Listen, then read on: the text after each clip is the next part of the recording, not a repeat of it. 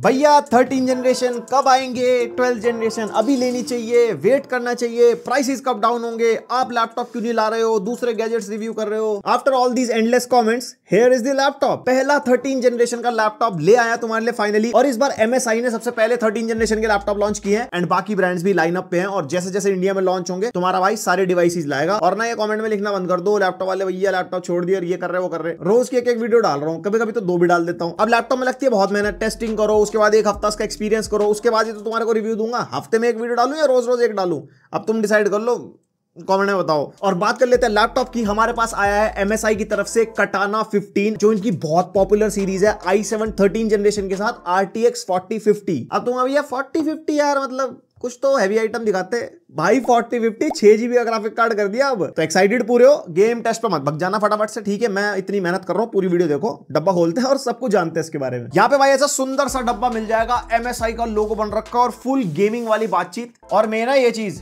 True gaming, सच्चाई के साथ गेमिंग करनी है, दिल से गेमिंग करनी है, गेमिंग करनी है। यहाँ पे सबसे पहले निकल जाता है हमारा लैपटॉप और यहाँ पे एक छोटा सा डब्बा मिल जाएगा जिसके अंदर से हमारे को ऑब्वियसली एक चार्जर मिल जाता है और ये 240 वॉट का चार्जर है। और इसके नीचे हमारे को थोड़ी बहुत पुस्तकी बातचीत मिल जाती है जिससे हमारे को कोई मतलब नहीं है, हमें डिवाइस से मतलब है।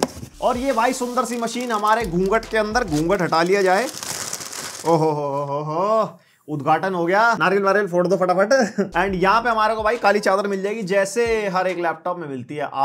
हमने वैसे लास्ट जनरेशन भी कटाना रिव्यू किया था, लेकिन वो 11 जनरेशन के साथ 3050 था। एंड यहाँ पे आपको देख के पता चल गया होगा, चाहे कीबोर्ड हो, चाहे इसकी एक्स्ट्रा डिजाइनिंग हो यहाँ पे, या इवन टॉप लिड भी हो, माइनर डिफरेंसेस हैं इसके लुक्स वगैरह के अंदर। अब फटाफट से नए नए लैपटॉप की नए नए प्रोसेसर के साथ स्पेसिफिकेशन सुन लो। Intel Core i7 13620H processor मिलता है हमारे को इसके अंदर, जिसके अंदर आपको 10 कोर 16 थ्रेड्स मिलते हैं, 6 P कोर 4 E कोर्स। तो कोर्स के हिसाब से 12650H के पास खड़े होने वाला प्रोसेसर है, बट ऑब्वियसली 12650H से बेटर परफॉर्म करता है। और यहाँ पे हमारे को नया नवेला RTX 4050 मिलता है, 6GB का ग्राफिक कार्ड है, 105 वॉट TGP के साथ, जो ये वाला वेरिएंट है। और अभी मैं कुछ नहीं कह सकता 4050 में और कितने कितने वॉट वाले आने वाले हैं, लाइक ये वाला मैक्स्ड आउट है या इससे ज्यादा वाला भी आ सकता है, कुछ नहीं कह सकते। बट इसकी परफॉर्मेंस देख के हैरान होने वाले हो कसम से। 16GB रैम मिलती है, DDR5 5200 मेगाहर्ट्ज क्लॉक स्पीड वाली, और ये डुअल चैनल में है। एंड मैक्सिमम 64GB तक आप इसको अपग्रेड कर सकते हो। देख रहा हो अपग्रेडेबिलिटी कितनी जबरदस्त है। 1TB की Gen 4 SSD हमारे को यहाँ पे मिलती है। और यहाँ पे हमारे को 2 SSD स्लॉट मिलते हैं, जिसमें से एक ऑक्यूपाइड ऑब्वियसली। और यहाँ पे हम मैक्सिमम 2 TB पर स्लॉट अपग्रेड कर सकते हैं। और साथ में कनेक्टिविटी के मामले में Wi-Fi 6 एंड ब्लूटूथ वर्जन 5.2 हमारे को यहाँ पे मिल जाता है। अब तुम्हारे दिमाग में आएगा ये प्राइसिंग का क्या सीन है। आज की डेट में Amazon पे लिस्टेड है 1,50,000 का, बट मैंने ब्रांड से बात किया, वो कह रहे हैं कि ये MRP पे लिस्ट हो रखा है, एक्चुअल प्राइसिंग इससे कम होगी। अब वो कितनी कम होगी मुझे नहीं पता। यहाँ पे बिल्ड एंड डिजाइन की बात कर लेते हैं। अगर मैं अटेंशन टू डिटेल बताऊं ना, तो यहाँ पे छोटी छोटी चीजें हैं, जैसे आप यहाँ टॉप लेट पे देख सकते हो, engineered and design by Microstar international लिखा है। और MSI का लोगो जो है इसमें एनग्रेव्ड वाला मिलता है। और यहाँ पे टॉप लेट फ्लेक्स माइनर है, बिल्ड क्वालिटी बहुत सॉलिड है। और अगर अंदर से भी देखोगे ना, तो ऊपर जो हमारे को छोटे छोटे से वेंट दे रखे हैं, उसके ऊपर एक पैटर्न सा बना हुआ है। पावर बटन के ऊपर यहाँ पैटर्न बना है, नीचे स्पेस बार के पास एक पैटर्न बना है, एंड इवन नीचे का जो एरिया यहाँ पे भी स्क्रू टाइप का पैटर्न बना है। और पीछे से वैसा ही है जैसा लास्ट टाइम था, हनीकॉम टाइप का डिजाइन बना हुआ और बढ़िया खुला खुला माहौल है। और यहाँ पे कीबोर्ड फ्लेक्स भी बिल्कुल ना के बराबर है, बहुत गौर से देखने पे दिखता है। तो ओवरऑल बिल्ड क्वालिटी के मामले में कोई दिक्कत नहीं है। और खुले खुले माहौल से याद आया भाई, थर्मल्स, आप गेमिंग टेस्ट में अंदाजा लगाना, थर्मल्स के मामले में तो भाई अलग ही लेवल कर दिया 13 जनरेशन ने। और साथ में MSI की जो कूलर बूस्ट 5 टेक्नोलॉजी है, ओहो ठंडक फुल ऑन। और यहाँ पे हमारे को फुल साइज का कीबोर्ड मिल जाता है। नंपैड थोड़े से छोटे साइज का है, बट यस कीबोर्ड अट्रैक्टिव है। यहाँ पे RGB के तड़के लगा दिए इन्होंने इस बार। वैसे यूजुअली MSI सिर्फ रेड कलर का कीबोर्ड देता था, जो इनकी थीम थी, इसलिए बैकग्राउंड में तुम्हारे भाई ने रेड करा और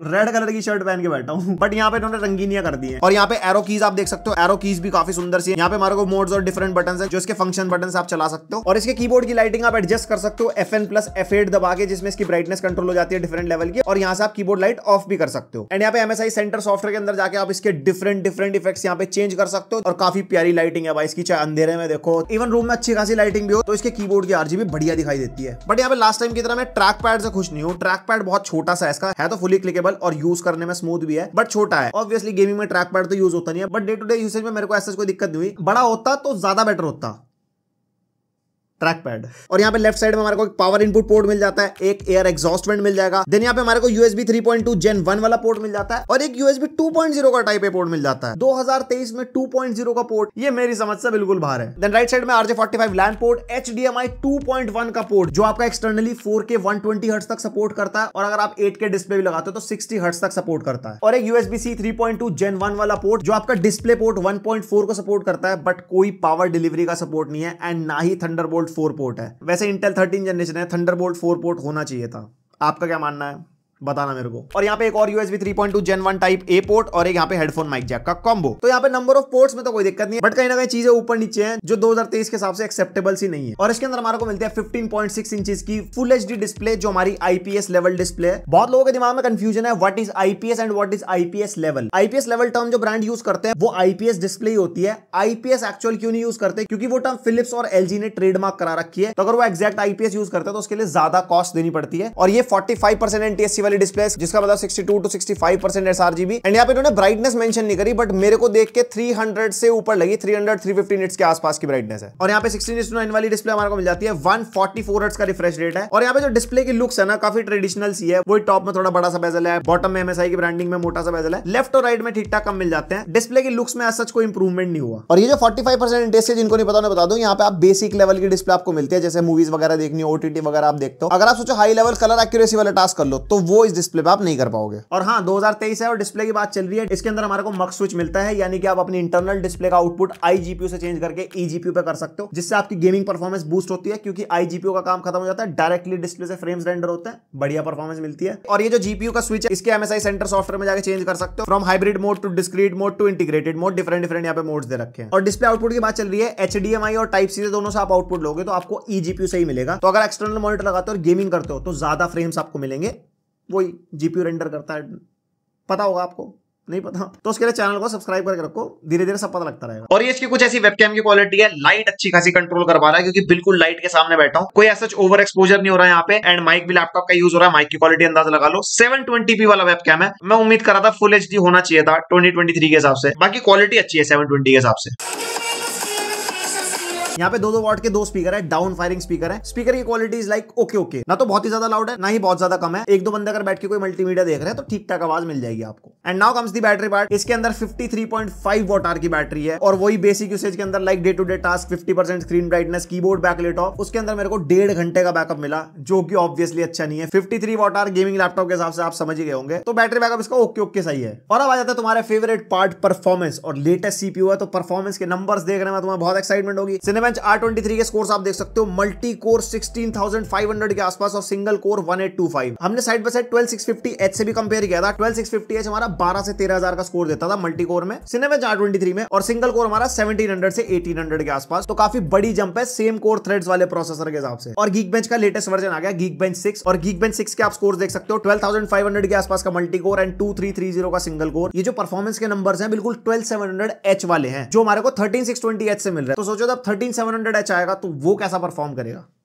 जब आएगा तब दिखाएंगे तुम्हारे को। और ये हमारा PC Mark 10 के स्कोर जो 7500 के आसपास है, काफी तगड़े। Then 3D Mark Time Spy के अंदर आप देखो CPU स्कोर 12000 के पार, और GPU स्कोर भी 8500 के आसपास। और ये हमारा क्रॉसमार्क का बेंचमार्क है, ये कंपैरिजन के लिए बढ़िया काम आता है। अभी और लैपटॉप्स आएंगे ना, लैपटॉप प्री बिल्ड मशीनरी है, तो क्रॉसमार्क का स्कोर बड़ा आराम से कंपेयर कर सकते हो, क्योंकि इसके अंदर प्रोडक्टिविटी, क्रिएटिविटी और रिस्पॉन्सिवनेस एंड ओवरऑल स्कोर बिल्कुल एकदम साइड बाय साइड आता है। तो आपको पता लग जाएगा कौन सा बेटर है कौन सा बेकार। CPU GPU का मिला के बताता है ये। और यहाँ पे ब्लेंडर बेंचमार्क भी हमने करा, 2800 के आसपास स्कोर निकाल गया भाई, बहुत बढ़िया स्कोर है। 3D रेंडरिंग मॉडलिंग वाले अगर आपको टास्क करने हैं ना, तो ये GPU आपके लिए बिल्कुल सही चॉइस हो सकता है, अगर 2023 में आप लैपटॉप परचेज करोगे 4050 वाला। एंड अब रियल लाइफ यूसेज की बात कर लेते हैं। हमने इसके ऊपर 4K एडिटिंग करके देखी, 4K 60 FPS की 8 बिट वाली फुटेज आराम से मक्खन एडिट ये करवा देता है, मल्टी लेयर वाली एडिटिंग। और हमारे स्टूडियो में एक बंदा है कोडिंग वोडिंग करने वाला, तो इसके अंदर कोडिंग वगैरह करके देखिए, कोई ऐसी दिक्कत नहीं आई। इवन इस पर अगर आपको एंड्रॉइड डेवलपमेंट वगैरह भी करनी है तो आप आराम से कर सकते हो। तो ओवरऑल देखा जाए तो 12700H 3060 वाला जो लैपटॉप आता था वो 13620H विद 4050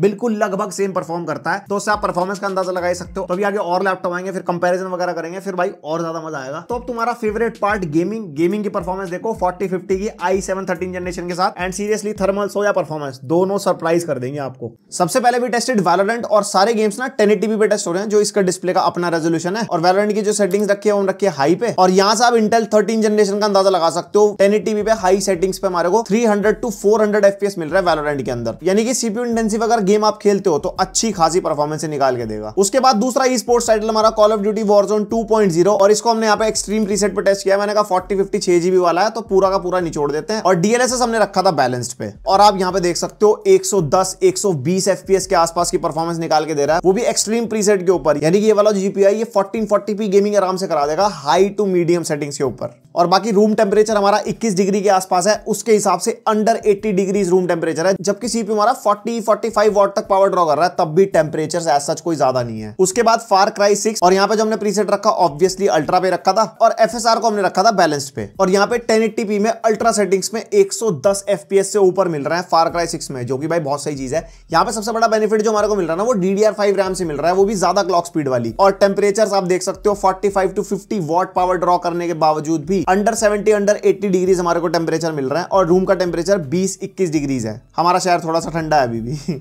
उसके बाद फोर्जा होराइजन 5 एंड इसके अंदर भी हमने प्रीसेट को रखा था अल्ट्रा पे और यहाँ पे भी आप देख सकते हो अल्ट्रा प्रीसेट पे और 1080p पे 90+ FPS निकाल के दे रहा है। मेरे हिसाब से तो ब्रांड को इसके अंदर 1440p पैनल देना चाहिए था, क्योंकि ये जो ग्राफिक्स कार्ड है 1440p गेमिंग भी आराम से करवा देता। और बाकी आप टेम्परेचर्स वगैरह देख सकते हो, बिल्कुल ठंडे वंडे पड़े हुए एकदम। उसके बाद रेड डेड रिडेम्पशन 2 और इसको मैंने कहा फेवर क्वालिटी पे टेस्ट करते हैं, मतलब भाई बिल्कुल अल्ट्रा देख के तो जरा जीपीयू कितना कैपेबल है। और DLSS हमने रखा था बैलेंस्ड पे और यहाँ पे अल्ट्रा लाइक बिल्कुल हाईएस्ट सेटिंग्स पे हमारे को 80 अबव FPS मिल रहा है। और यहाँ पे टेम्परेचर्स वगैरह भी ऐसा ज्यादा नहीं है, ना तो जीपीयू के ना ही सीपीयू के। तो ओवरऑल जो गेमिंग की परफॉर्मेंस है 4050 की, यहाँ से पता लगता है भाई 4000 सीरीज के लैपटॉप क्यों महंगे हैं। उसके बाद हमारा फेवरेट GTA 5 हम टेस्ट कर रहे हैं और उसके बाद जो हमारी सेटिंग्स थी वो वेरी हाई हमने टेस्ट करी है। और यहाँ पे वेरी हाई सेटिंग्स पे 1080p में हमारे को 130, 140, 150 FPS के आसपास मिल रहा है। और इससे आपको अंदाजा हो गया होगा कि जितनी भी गेमिंग परफॉर्मेंस है 3060 के लेवल की निकाल के दे रहा है। 3060 वो भी 140 वॉट वाला, उसके अंदर कुछ ऐसी परफॉर्मेंस मिलती है हमारे को इसी सेम सेटिंग्स के ऊपर। तो गेमिंग के मामले में डेफिनेटली भाई 4050 बीस्ट है और 13 जनरेशन के साथ तो भाई नेक्स्ट लेवल बीस्ट है। उसके बाद टेस्ट किया हमने स्पाइडरमैन माइल्स मोरालेस और DLSS हमने रखा था यहाँ पे बैलेंस्ड पे और ग्राफिक्स की सेटिंग हमने रखी है वेरी हाई पे, लेकिन रे ट्रेसिंग हमने यहाँ पे ऑफ रखी है। और यहाँ पे वेरी हाई सेटिंग्स में हमारे को 100 FPS के आसपास मिल रहा है, जबकि स्पाइडरमैन में इतने FPS नहीं निकल के आते। तो यहीं पे बेनिफिट पता लग जाता है DDR5 मेमोरी का और जो इसका GPU है वो अच्छा खासा कैपेबल है। देन लास्ट गेम हमारा साइबरपंक और इसको हमने ना बहुत सारी सेटिंग्स पे टेस्ट किया। सबसे पहले हाई सेटिंग्स पे टेस्ट कर रहे हैं और यहाँ पे DLSS हमने ऑफ रखा है और रे ट्रेसिंग भी ऑफ थी। और यहाँ पे हाई सेटिंग्स हमारे 70 to 80 FPS निकल गया है। फिर मुझे लगा कि इसको बिल्कुल एंड तक लेके जाते हैं। रे ट्रेसिंग अल्ट्रा हमने यहाँ पे रखा है और जो DLSS है वो हमने रखा था क्वालिटी पे। एंड यहाँ पे अल्ट्रा सेटिंग यानी कि रे ट्रेसिंग अल्ट्रा सब कुछ हाईएस्ट 30 to 35 FPS से निकाल के देगा। तो आप देख सकते हो कितनी सही परफॉर्मेंस निकाल के देगा। और सबसे ज्यादा जीपीयू जो पावर ड्रॉ कर रहा था ना हमारा इसी गेम में कर रहा था, तभी इसको हमने लिस्ट पे रखा।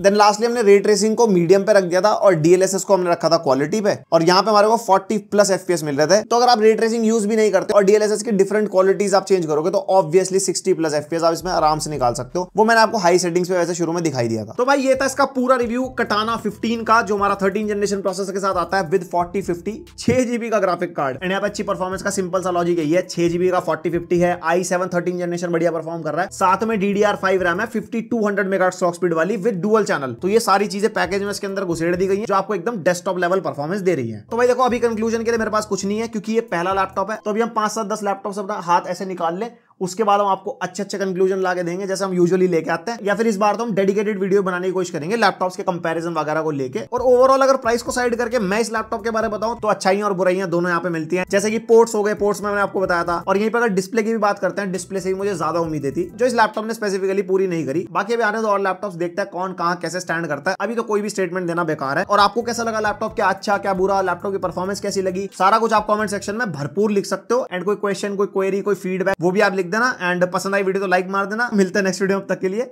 बाय।